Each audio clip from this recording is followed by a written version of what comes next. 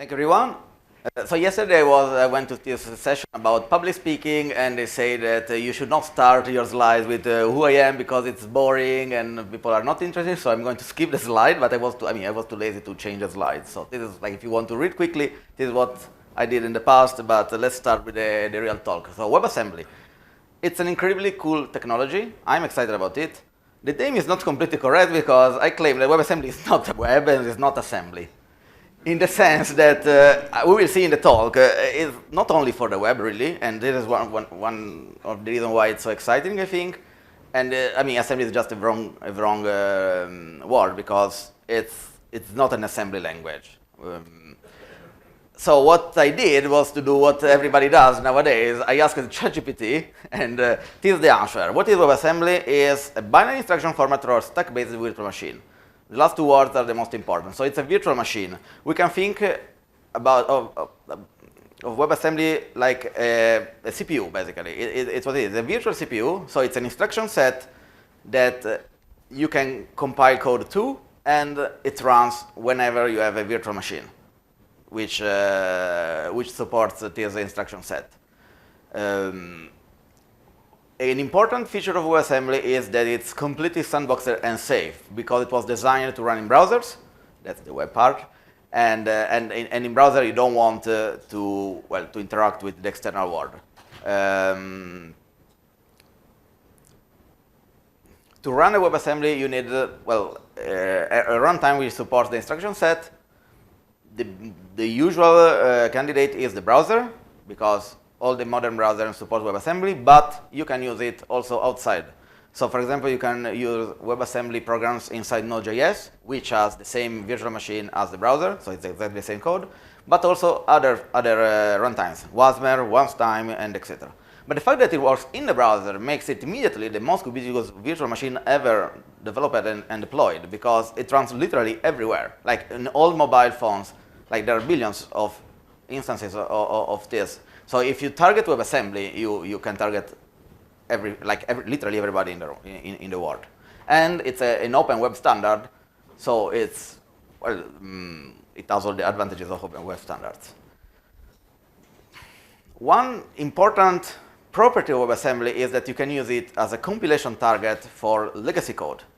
So you can take an arbitrary C program written in the 90s or 2000 or yesterday, and compile to WebAssembly, and you can expect it to work with some quirks in the browser or in other runtimes with very good speed. Like we call it near native performance. You can expect 20% slowdown, something like this compared to the normal CPU, but it's fast. So for example, that's how you run Photoshop in your browser nowadays.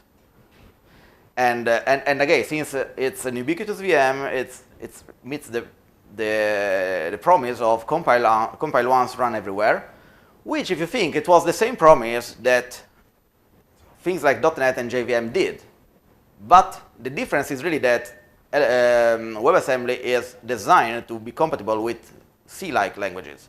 So you can immediately use the old C code without having to convert to Java or .NET or C# or whatever.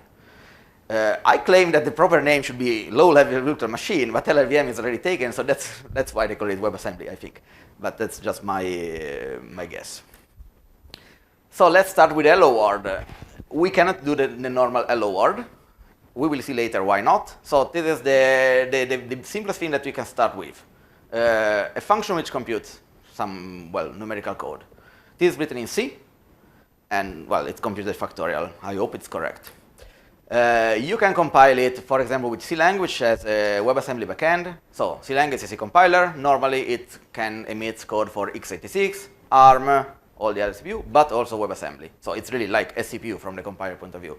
This is the command line, which is not, I'm not going to explain the details. This is the important part. Target equal 132, which is the instruction set. And what it produces is a binary, which is, the executable, and there is a standard way of disassembling the binary into a textual format which is human readable, and this is called a WebAssembly text format, or abbreviated as WAT. And The reason why I did the talk was that I wanted to include this this picture. Really, if you have never saw this talk, search for Google for JavaScript what written like this, and you find an incredible nice talk, which was given 10 years ago or so. I'm not going to spend much time on this slide. So this is the output of the clang command line which I showed before, after disassembly into what. And basically you can see that we have a very low level language in which this was the original code. So a for loop which multiplies result times I. And you can see that you have a loop, and every time I have an equal sign in C, then it becomes a local.set, which is basically a move. Like you are going to write something into a register, local.get is read something from the register of the CPU, then we have constant. I mean, it's really something that if you know something about low-level CPUs, you can translate to assembly very easily. That's what the WebAssembly runtimes do. They JIT compile WebAssembly code into real CPU code, so that's why it's fast. Since we are in the browser, this is like this presentation is in the browser, so I can try to run it what I compiled before using JavaScript. So this means that from JavaScript, I can run this code in which I instantiate a WebAssembly module starting from the binary which I compiled, and then from JavaScript, I can import the function which were exported by the WASM module. So I have this function which is factorial, written in C, compiled to WebAssembly, called from JavaScript. And then here, I'm not a front-end developer at all. I have some shitty code which I promise that if I press compute, hopefully it will work, and yes, incredibly works. But what? Yes. Let's try 6. I never tried. In all the demo, I always use 5. But yes. Yes, works. Thank you for trying to destroy the demo. I don't want to try. And yes, we can run a WebAssembly binary on multiple runtimes. I showed you the normal standard way, which everybody thinks about. We run WebAssembly in the browser. But we can use it, for example, from Python. So in this example, you have to imagine that you are on your PC outside the browser, on the Linux command line. You import wasm-time, which is a Python module which embeds the wasm-time runtime.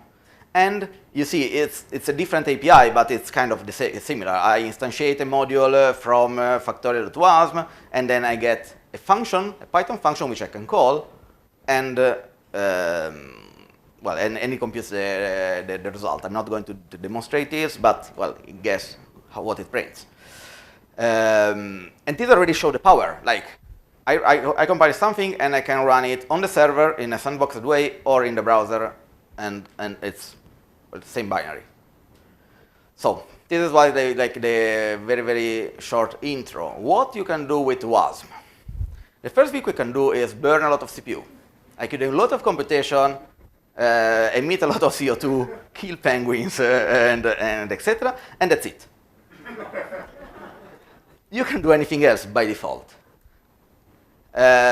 You don't have access to the file system. You don't have access to the network. You don't have input-output, system calls, libc, nothing. Just bare-bone computation, which you can think that is not very useful.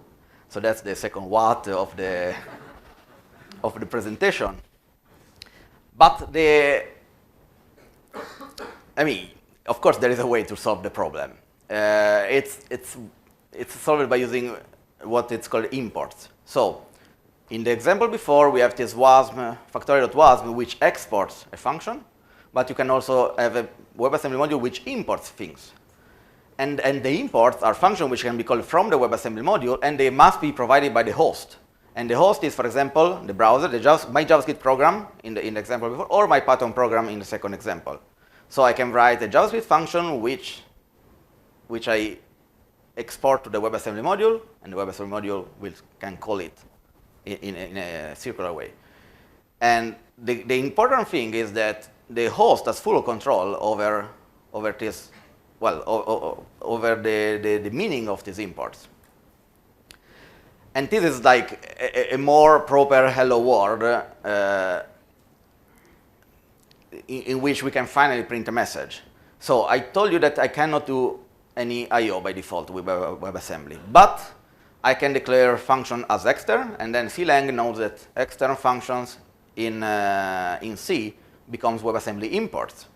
And then I can call this function, which is print string, and then I have also print int, which do to different signatures. And then if I compile this to WASM and I disassemble, you can see that in the binary, WebAssembly knows that, that I am importing these two functions from the outside, which means that my JavaScript code or my Python code needs to provide them in order to run my code. And this is how we do it in JavaScript. So we have we declare these two functions, and in case of print int, it's very easy. I just console.log it. And then I declare this object, which contains the imports, and m with a special key, and then I basically pass a JavaScript object with the proper names, and I pass the imports to the instantiate function. And by doing this, automatically the browser does all the wiring so that when I call print int from C, this JavaScript code is executed. I mean, it's nothing to, no, it's not rocket science, but it's just a bit of wiring. A bit more interesting is what happened for printing a string, because from the point of view of WebAssembly, I have what we call a linear memory. So it's a heap. Like you have a memory, but from the point of view of JavaScript, this memory is just a big giant array of bytes. So whenever I call print string, passing a string from C, what I get on the JavaScript side is a pointer with just an index inside the memory. So the way of printing this string is to get, I don't know, this is something which I also copied and pasted around. I don't know anything about JavaScript. So this is a way to take a shared buffer in JavaScript and have something that you can access using as a byte array. This is a incredibly shitty code, which it's like, I don't know what is the performance. It's very bad. Don't show to your kids. But you can see that we are iterating over the memory, reading a value at a time, converting the ASCII code into a string, concatenating the string. So basically, we are iterating over the memory from JavaScript. We are peeking into the memory of the C program, reading the string, converting it to a JavaScript strings, and then at the end, we can finally print it. And we can do the same from Python. In the second example, we are using WASM time to run the WebAssembly code. And you see, it's basically the same stuff, this time written in Python. Again, non-good performance because I'm reading one byte at a time. I'm sure there is a better way, but I was too lazy to find it. But again, the important point is that you can read the memory of your guest WebAssembly module from the host, and you can also modify it. And this opens the door of doing, well, crazy stuff, but that's how you pass, for example, strings in and out. The other important example for why imports are useful is the file system. So I told you that you cannot have I/O, you cannot access file, but I want to access file from my WebAssembly program. And this is where things become interesting, because if I'm from C, I call open or read or write, all these functions are imports. And then it's up to the host to decide what is the semantics of these imports. So for example, I can write these functions in a way that they simulate a virtual file system. So my WebAssembly program opens files, and I decide that this file doesn't exist on disk, and it's just, well, somewhere in memory because it's JavaScript object or Python object which simulates the content. Or I can decide, if I'm in the browser, basically this is the only option, but I can decide if I'm not in the browser that I expose the real file system, and or I expose just a part of the file system. This is where things become interesting, because you can understand why it's used for sandboxing. Like you can really use it as a very, very lightweight container. And in practice, you're not going to do what I showed you manually every time because it would be crazy. So we have two ways of bridging the gap between the small functionalities which are offered by WebAssembly itself and the real-world functionality that we need to run our code. The first is MScripten, which is a project which is very old, and it's very complete, and the point is to fill the gap between a POSIX environment, which contains all the standard functions that you can imagine in Linux, and WebAssembly. And it's basically, it's a big runtime environment which provides you functions for file system, I/O, libc, and etc. in such a way that you usually can compile out of the box legacy C code, and it comes with a lot of functionalities. Most of them are implemented in JavaScript, which means that if you compile your program using MScripten, then it can run only in the browser or inside Node.js. But that's like the default way of running WebAssembly nowadays, I would say. The other effort is WASI, which stands for WebAssembly System Interface. You can think of it as a standard library of imports. And it's a standard, an open standard, again, from the Bytecode Alliance, same entity which is standardizing WebAssembly. And it means that if the host supports WASI, the host is, supposed to provide all the functionality that the guest expects. And again, you can decide whether to give access to the real file system, to visualize it. Usually WASI is thought as for WebAssembly on the server. So like there are ways of running WebAssembly on the server for like Cloudflare workers or something like this, but there are cases in which people are polyfilling WASI in the browser. So it's basically they do the same thing as MScripten, but using the WASI specification. And WASI is really divided into different chapters. So you can decide that this module only needs the I/O, or only needs the file system, or only needs the clocks, and etc. And the host provides only the minimum amount of functionality which is needed by your module. So this is what I described so far. It's what is called the WebAssembly MVP, the minimum viable product, which was like WebAssembly 1.0. It's what it's only in the browser nowadays. But there are a lot of upcoming features which are coming into the WebAssembly world, and that's where things become very exciting from my point of view, because WebAssembly started as a very small specification for compiling C++ code, but it's getting more and more higher level feature. And with this higher level feature, I can imagine that it can become a de facto interoperability layer between multiple languages. So something which is coming, for example, is exception handling. You can raise and catch exceptions in WebAssembly, which means that, for example, I can imagine raising an exception in Rust and catching it in C++. And on top of it, we can build more stuff. Like there will be integration with garbage collection, vectorizing instructions, threads. The component model is what I said now on steroids. Like you will be able to define components in one language and consume them in another. They are not there. Some of the, exception handling, I think it's mostly everywhere. But the other are coming in the next months or years. But when they are, they will be there. Really, I expect WebAssembly to become a standard platform for multi-language interoperability, and would be nice to play a first-class role there. What about Python? Because we are at PyCon after all. There are various ways of using WebAssembly in your Python programs. The first is that you can take Python, CPython, compile it to WASM, so you get a WASM binary which contains an interpreter for Python, exactly in the same way as your Python executable is an interpreter which runs on x86 for Python.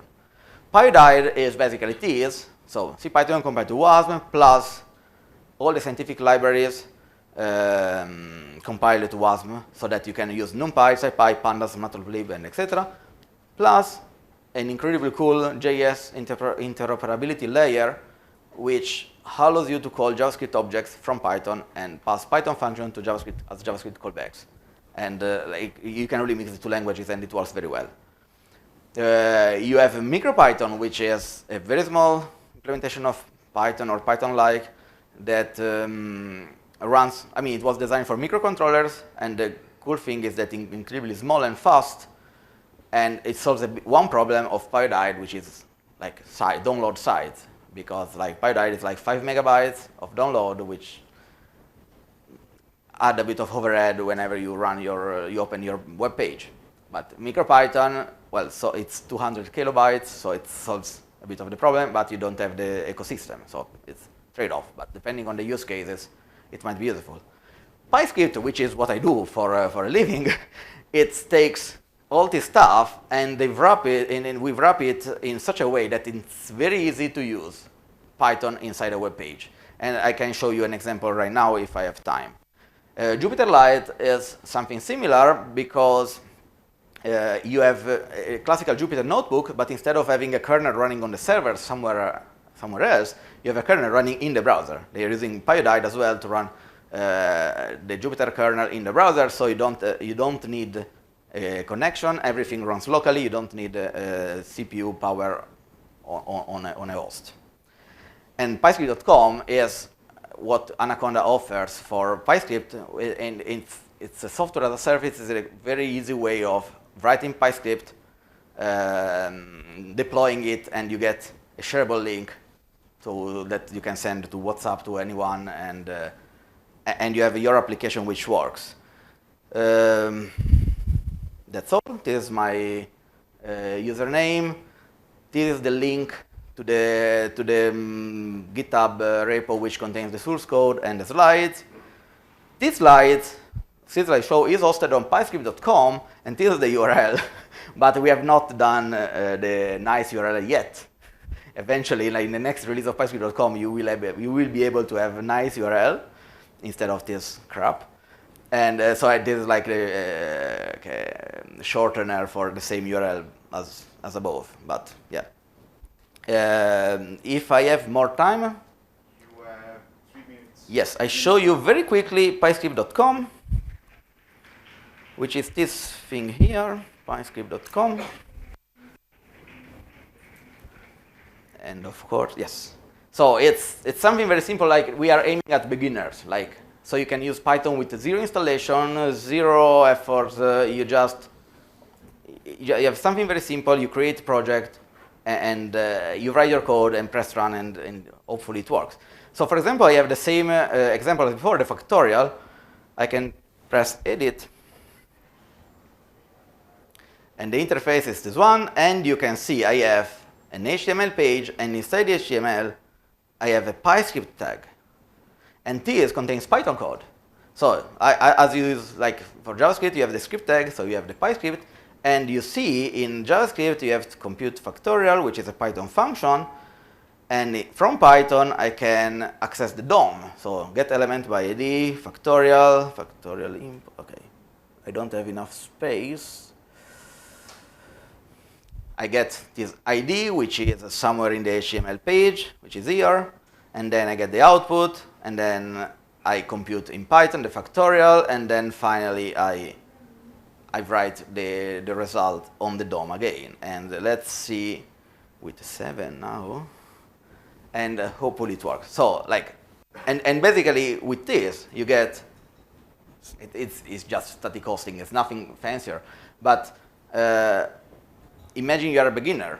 You go there, open the page, write your code, use NumPy, matplotlib. Well, of course, we have all the nice stuff so that, for example, if you try to print a matplotlib plot, you get a nice graph in the page and all this nice stuff like this.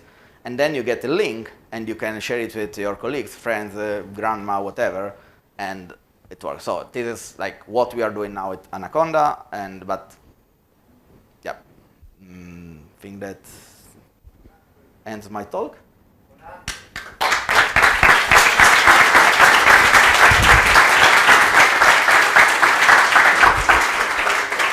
Thank you, Antonio. Thanks for spending a whole slide about Python at PyCon. But you know, JavaScript is the fancy way. Something went wrong in my career. I spent the last 8 months of my life writing JavaScript, and I don't know anything about it. So yes. I mean, the first time that when I was at your place in Berlin, that I was looking at your shelf and you had a bunch of JavaScript books in your library. It was mind-blowing. Yeah, and everything I know, it's just like I bought the book, read it, and start coding. So yes, the quality of the code might not be the best, but yeah, I'm not alone. No, I mean, the team of PyScript is incredibly talented, and we have now people who are really good at the JavaScript, and so that they are taking care of it instead of good idea.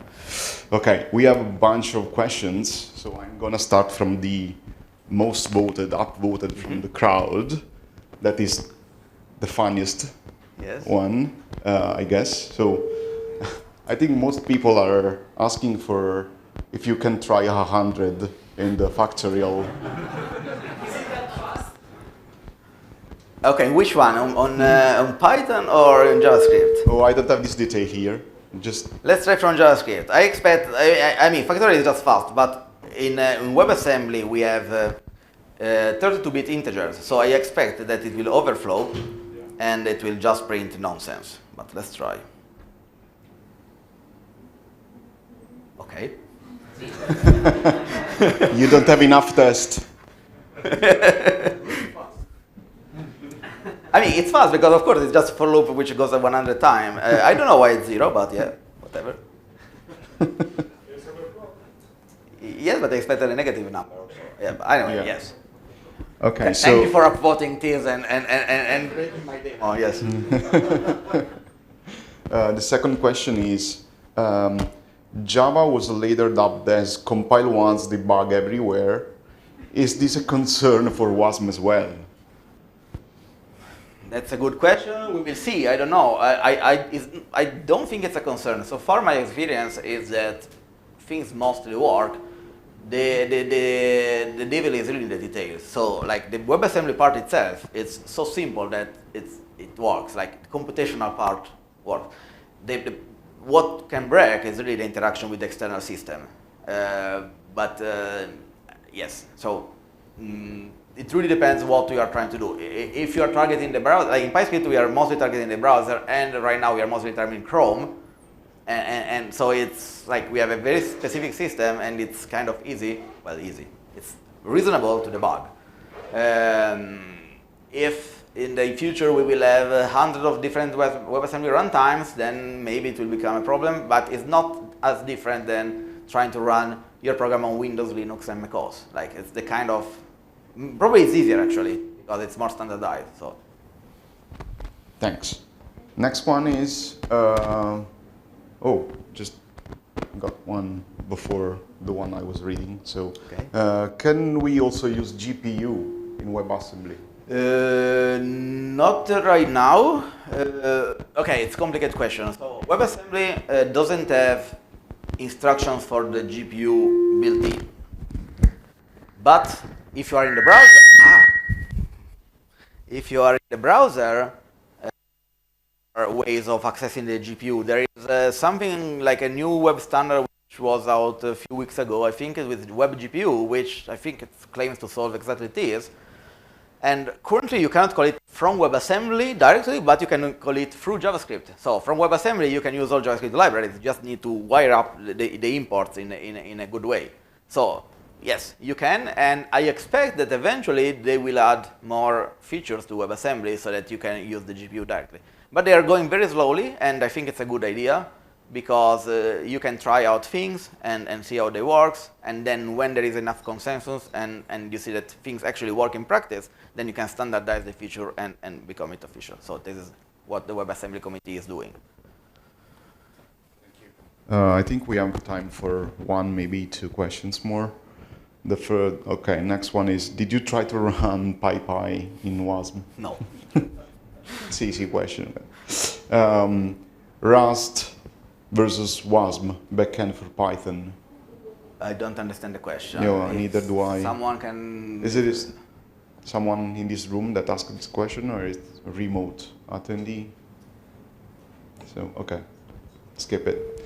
Can we compile Python to WebAssembly and run it faster? Okay, compiling Python to WebAssembly is not any different than compiling Python to x86 or ARM or to transpile it to C. So one easy answer is yes, you can, because there are projects like that try to do this. Python is such an example.